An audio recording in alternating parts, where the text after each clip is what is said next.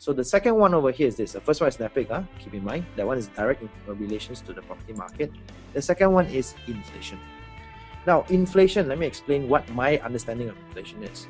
There's two ways how inflation actually impacts the market.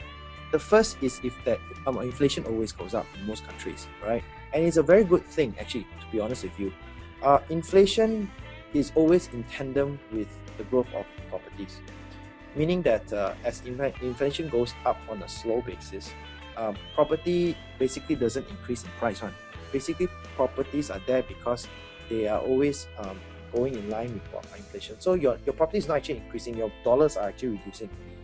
So it just goes in line with inflation.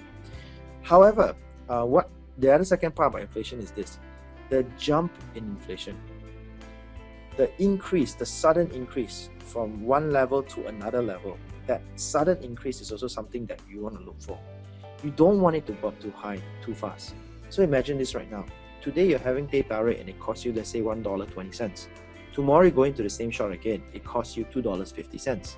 How would you feel? Would you spend more or spend less? So increase in inflation has a direct impact to people's spending behavior. So as you can see over here in this slide, I took you can see the one with the flag, say inflation rate in Malaysia may reach 3.2 by next year. And I took that in last year, 2013 in December. And I've been monitoring the inflation since then. And as you can see in December, they're asking the question. In January, they're monitoring it. And finally, at the end of January, they produced out an article saying that the inflation did not go up to 3.2%. As a matter of fact, it went up to 3.4% versus 2.1% the same period last year. So this is the highest level in 2 years. It's jumped up, and that is something very significant. What will happen is that you have a knee-jerk effect. People may pull back because of this. So that is one of the other things you look into: inflation, NAPIC, and the third one, which also has got nothing to do with properties, but is very relevant. It has actually it's almost in tandem with properties. I'm going to share it with you right now. So this was a reaction from consumers. Now, who buys properties, right? If you're an investor, you may want to sell a property or rent it out to somebody. Basically, it's the consumers, the everyday people on the streets. Sad to say, in Malaysia, Malaysia, we don't really have a lot of foreigners in here. We don't see a lot of blonde-haired people around. Most of us are local. And in the past 4 years, our property market has been, in most areas, we don't talk about Iskandar, but in most areas, has been spurred by domestic demand.